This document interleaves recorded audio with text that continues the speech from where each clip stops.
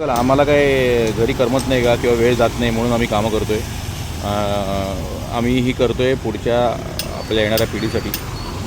चांगलं झाड, चांगली ट्री कवर, चांगलं भूजल हे मिळू दे.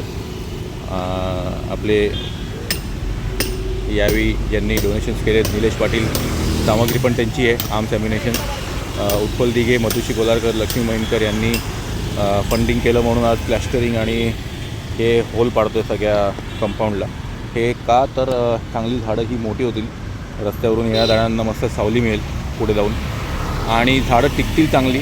मुलं पण या गार्डनमध्ये येतात, रोटरी गार्डनमध्ये, त्यांना पण चांगलं वाटेल, चांगलं दिसेल आणि भूजल चांगलं होईल. तर तुम्ही पण तुमच्या एरियामध्ये एक ग्रुप बनवा आणि पुढाकार येऊन कामं करा, कारण ही खूप गरज आहे.